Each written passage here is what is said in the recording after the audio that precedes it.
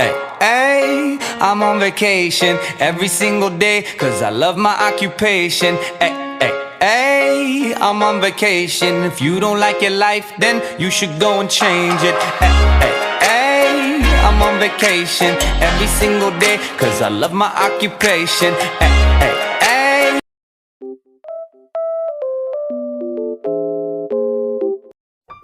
Halo everybody, di video ini kami dari kelompok 1 akan memaparkan materi mengenai keterampilan 4C dalam pendidikan IPS abad 21 dalam mata kuliah pendidikan IPS SD dan dosen pengampu yang terhormat Bapak Budi Febrianto MPD. Dan untuk anggota kelompoknya yaitu Aisyah Nurfadilah, Arif Rahman, Evi Sofia Hidayat, Elin Meilina, dan Emira Amadia Reisyanda. Ruang lingkup pada materi ini yang pertama, pendidikan IPS SD atau MI. Yang kedua, tantangan abad ke-21. Yang ketiga, keterampilan abad 21 di SD. Dan yang terakhir, pembelajaran IPS yang berorientasi keterampilan abad 21. Oke, yang pertama, pendidikan IPS SD atau MI. Ilmu pengetahuan sosial atau biasa disebut dengan IPS adalah mata pelajaran yang menganalisis dan mempelajari masalah-masalah sosial yang timbul dari berbagai aktivitas kehidupan bermasyarakat. Pembelajaran IPS melatih siswa untuk menghasilkan warga negara yang mampu memecahkan masalah berdasarkan pemikirannya dan berlandaskan pada moral dan nilai-nilai yang dibentuk oleh dirinya dan lingkungannya. Nilai-nilai yang terkandung dalam pembelajaran ilmu pengetahuan sosial di SD ataupun MI antara lain, siswa itu didorong agar mampu menghadapi masalahnya sendiri. Nah, oleh karena itu nilai pendidikannya adalah materi didaktis yang dipelajarinya dalam pembelajaran IPS belum tentu teori, realitas sosial, dan data, tetapi juga menimbulkan masalah sosial yang memanifestasikan dirinya melalui orientasi pedagogis, tidak terbatas pada pengetahuan tetapi lebih dalam pada perilaku afektif. Siska tahun 2016. Nah, pada tingkat SD atau MI, pembelajaran IPS 4 mencakup berbagai kajian ilmiah seperti sejarah, budaya, antropologi, ekonomi, hukum, dan letak geografis. Dalam kurikulum 2013, pembelajaran IPS itu diintegrasikan dengan keterampilan dasar disiplin ilmu lainnya yang dihubungkan oleh keterkaitan pada materi pelajaran atau makna. Nah, tujuan belajar IPS pada kurikulum 2013 adalah untuk membekali mahasiswa yang berguna bagi masyarakat luas dan kehidupannya, kemudian membekali siswa dengan kemampuan memecahkan isu-isu sosial yang muncul dalam kehidupan bermasyarakat. Dalam kurikulum 2013, kompetensi inti harus memiliki kualitas yang sama antara pencapaian hard skill dan soft skill. Pembelajaran IPS kurikulum 2013 SD ataupun MI dilakukan dengan mengintegrasikan konteks kurikulum 2013 menurut penelitian Setiana tahun 2014 yang mengemukakan bahwa pendekatan dalam pembelajaran kurikulum 2013 pembelajaran IPS terdiri dari disiplin ilmu sosial yang berbeda dan beragam. Pendekatan terpadu tematik adalah pendekatan pembelajaran yang mengintegrasikan berbagai keterampilan disiplin ilmu ke dalam suatu tema. Prastowo 2015. Pengembangan pembelajaran secara tematik dapat diadaptasi dari suatu topik disiplin ilmu tertentu. Nah, kemudian dikemas, direvisi, dan diperluas oleh disiplin ilmu lain. Materi selanjutnya yaitu tantangan abad ke-21. Pada abad ke-21 ini, pasti negara-negara asing semakin gencar melakukan perbaikan terus-menerus bagi sistem pendidikannya, serta terus melakukan pendidikan agar negara mereka yang maju akan terus semakin di depan. Negara Indonesia yang masih terkategorikan sebagai negara berkembang haruslah lebih gencar lagi melakukan perbaikan sistem pendidikannya. Teknologi saat ini menjadi salah satu aspek yang perlu ditingkatkan lagi fokusnya di negara ini, sebab seperti yang bisa dilihat bahwa teknologi sekarang sudah sangat mengalami kemajuan. Negara ini tidak boleh buta terhadap kemajuan zaman mengenai teknologi. Karakteristik pembelajaran abad ke-21 dapat dijabarkan antara lain sebagai berikut. Yang pertama, berpusat pada peserta didik. Fungsi guru di sini dari pengajar berubah dengan sendirinya menjadi fasilitator bagi peserta didik. Yang kedua, mekanisme pembelajaran harus terdapat interaksi multi arah yang cukup dalam berbagai bentuk komunikasi serta menggunakan berbagai sumber belajar yang kontekstual sesuai dengan materi pembelajaran yang disampaikan. C. Peserta didik disarankan untuk lebih aktif dengan cara memberikan berbagai pertanyaan dan melakukan penyelidikan serta menuangkan ide-ide baik lisan, tulisan maupun perbuatan. D. Kegiatan pembelajaran yang dikembangkan harus dapat memfasilitasi peserta didik untuk dapat bekerja sama antar sesamanya baik secara kolaboratif maupun kooperatif. Selanjutnya, E. Semua kompetensi baik KI1, KI2, KI3, dan KI4 harus dibelajarkan secara terintegrasi dalam suatu mata pelajaran, sehingga peserta didik memiliki kompetensi yang utuh. F. Pembelajaran harus memperhatikan karakteristik tiap individu dengan berbagai keunikannya masing-masing. G. Guru harus dapat memotivasi peserta didik untuk memahami interkoneksi antar konsep, baik dalam mata pelajaran dan antar mata pelajaran, serta aplikasinya dalam dunia nyata. H. Sesuai dengan karakter pendidikan abad ke-21, yaitu 4K atau 4C, maka pembelajaran yang dikembangkan harus dapat mendorong peserta didik untuk mengembangkan kemampuan berpikir yang lebih tinggi atau biasa kita singkat dengan HOTS. Selanjutnya, subtema yang ketiga yaitu nilai-nilai keterampilan abad ke-21 di sekolah dasar. Tujuan utama dari pembelajaran abad ke-21 ini yaitu membangun kemampuan belajar individu dan mendukung perkembangan mereka menjadi pelajar sepanjang hayat, pelajar yang aktif, pelajar yang mandiri. Nah, oleh karena itu, guru perlu menjadi pelatih pembelajaran, sebuah peran yang sangat berbeda dari guru kelas tradisional. Keterampilan 4C pada abad ke-21 masuk pada kategori pembelajaran untuk melakukan atau yang lebih dikenal dengan istilah learning to do. Materi selanjutnya yaitu critical thinking atau berpikir kritis. Berpikir kritis adalah suatu proses yang terarah dan jelas yang digunakan dalam kegiatan mental seperti memecahkan masalah, mengambil keputusan, merujuk, menganalisis asumsi, dan melakukan penelitian ilmiah.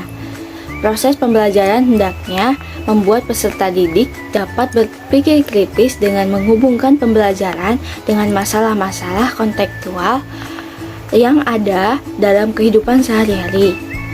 Kedekatan dengan situasi yang real yang dialami oleh peserta didik ini akan membuat peserta didik menyadari pentingnya pembelajaran tersebut, sehingga peserta didik akan menggunakan kemampuan yang diperolehnya untuk menyelesaikan permasalahan-permasalahan yang dihadapinya. Selanjutnya, communication atau komunikasi. Communication atau komunikasi adalah proses pertukaran bahasa yang berlangsung dalam dunia manusia. Pembelajaran yang dilaksanakan oleh guru dan peserta didik harus terjadi komunikasi multi arah, di mana terjadi komunikasi timbal balik antara guru dengan peserta didik dengan guru, maupun peserta didik dengan peserta didik. Peserta didik hendaknya diberi kesempatan untuk mengemukakan pendapatnya dalam proses belajar mengajar, sehingga peserta didik dapat mengonstruk pengetahuannya melalui komunikasi dan pengalaman yang dia alami sendirinya. Siswa dengan kemampuan komunikasi yang baik mengemukakan ide atau gagasan yang dimilikinya kepada teman sebayanya, guru, dan lingkungan sekolah. Aspek yang dinilai adalah 1. Menartikulasikan pemikiran dan ide-ide secara efektif menggunakan keterampilan komunikasi lisan, tertulis, dan nonverbal dalam berbagai bentuk konteksnya. Kedua, menggunakan komunikasi yang untuk berbagai tujuan, misalnya memberi informasi, instruksi, memotivasi, dan membujuk. Ketiga, memanfaatkan beberapa media dan teknologi dan tahu bagaimana untuk menilai keefektifannya serta menilai dampaknya. Keempat, berkomunikasi secara efektif dalam lingkungan yang beragam. Selanjutnya, collaboration atau kolaborasi. Pembelajaran kolaboratif adalah pembelajaran yang melibatkan siswa dalam suatu kelompok untuk membangun pengetahuan dan mencapai tujuan pembelajaran bersama melalui interaksi sosial. Proses pembelajaran, guru hendaknya menciptakan situasi di mana peserta didik dapat belajar bersama-sama atau berkelompok atau teamwork, sehingga akan tercipta suasana demokratis di mana peserta didik dapat belajar, menghargai, dan bertanggung jawab. Selain itu, dalam situasi ini peserta didik akan belajar tentang kerja sama tim, kepemimpinan, ketaatan, dan fleksibilitas. Hal ini akan mempersiapkan peserta didik dalam menghadapi dunia kerja di masa yang akan datang. Selanjutnya yaitu creativity atau kreativitas. Sunatro mengemukakan bahwa kreativitas adalah suatu aktivitas yang imajinatif yang memanifestasikan atau perwujudan kecerdikan dari pemikiran yang berdaya guna, menghasilkan suatu produk atau menyelesaikan suatu persoalan dengan cara tersendirinya. Proses pembelajaran harus menciptakan kondisi di mana peserta didik dapat berkreasi dan berinovasi, bukannya didikte dan diintimidasi oleh guru.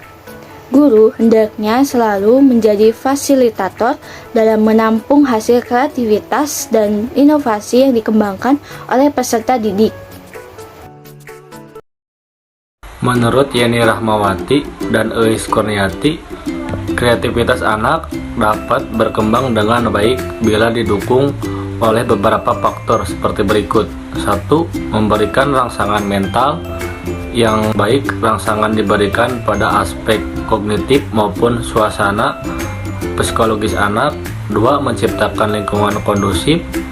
Lingkungan kondusif perlu diciptakan agar memudahkan anak untuk mengakses apapun yang dilihatnya, dipegang, didengar, dan dimainkan untuk mengembangkan kreativitasnya. 3. Peran serta guru dalam mengembangkan kreativitas. Guru yang kreatif akan memberikan stimulasi yang tepat pada anak agar anak didiknya menjadi kreatif. 4. Peran serta orang tua yang dimaksud di sini adalah orang tua yang memberikan kebebasan anak untuk melakukan aktivitas yang dapat mengembangkan kreativitas. Kesuksesan individu akan didapatkan oleh siswa yang memiliki keterampilan kreatif. Individu-individu yang sukses akan membuat dunia ini menjadi tempat yang lebih baik bagi semuanya. Adapun aspek-aspek yang dinilai adalah bagaimana siswa 1. Menentukan tantangan kreatif. Siswa yang memiliki keterampilan abad 21 memiliki ciri kreatif. 2. Mengidentifikasi sumber informasi dalam keterampilan abad 21 erat kaitannya dengan literasi informasi. 3. Mengembangkan dan memilih ide. Mempresentasikan hasil produk merupakan capaian akhir atau wujud dari siswa yang mampu berkreativitas. 4. Pembelajaran IPS berorientasi keterampilan abad 21. Pembelajaran IPS berorientasi keterampilan abad ke-21. Pemanfaatan teknologi adalah salah satu cara untuk meningkatkan semangat belajar siswa pada mata pelajaran IPS. Oleh karena itu diharuskan adanya keterbaruan supaya pembelajaran IPS di kelas tidak tampak membosankan. Salah satu model pembelajaran abad 21 melibatkan penggunaan model berpikir kritis, critical thinking. Model pembelajaran ini dinilai efektif dalam meningkatkan efisiensi pembelajaran. Proses untuk mempersiapkan pengetahuan siswa, model pembelajaran ini dapat memantau perkembangan kemampuan berpikir siswa, menemukan akar permasalahan, memecahkan masalah secara logis. Pembelajaran diarahkan pada keterampilan berpikir tingkat tinggi (HOTS). Berkat keterampilan tersebut, siswa mampu berkomunikasi secara efektif, menjadi pemikir yang efektif, kritis dan dinamis, mampu memecahkan masalah, dan memiliki keterampilan tertentu. Teknologi tidak bisa lagi dipisahkan dalam dunia pendidikan. Selain itu, dalam IPS penggunaan teknologi tidak bisa lagi dipisahkan dalam dunia pendidikan. Selain itu, dalam IPS penggunaan teknologi sangat diperlukan. Inovasi terkait keterampilan pendidikan abad 21 harus dicapai. Indikator utamanya meliputi aspek informasi, komputasi, otomatisasi, dan berkomunikasi. Nah, setelah kita menyimak pemaparan yang telah disampaikan tadi, mungkin dari kalian ada yang bertanya nih, apa sih kesimpulan dari materi yang sedang dipaparkan? Oke, kesimpulan dari materi ini yaitu kompetensi dasar yang ada pada materi IPS memuat beberapa aspek yang dapat mengembangkan potensi peserta didik, serta melatih peserta didik dalam memiliki berbagai kecakapan, seperti kecakapan intelektual, karakter, sosial, kreativitas, dan spiritual. Abad 21 tidak hanya mementingkan kemajuan dalam bidang teknologi informasi saja. Aspek sosial menjadi salah satu hal yang harus diperhatikan. Tantangan atas perubahan sosial tersebut harus dipersiapkan. Pendidikan IPS salah satu banteng dalam memahami fenomena tersebut. Melalui pendidikan IPS dapat dipelajari bagaimana bersosialisasi, menyesuaikan diri, menjalin kerjasama atau kolaborasi, berkomunikasi, membangun relasi, berpikir analisis, dan berpikir kritis. Perubahan yang harus dilakukan dalam bidang pendidikan di abad 21 yaitu pada kurikulum Indonesia yang memaksa siswa terlalu banyak membaca materi. Seharusnya prakteknya yang harus diperbanyak.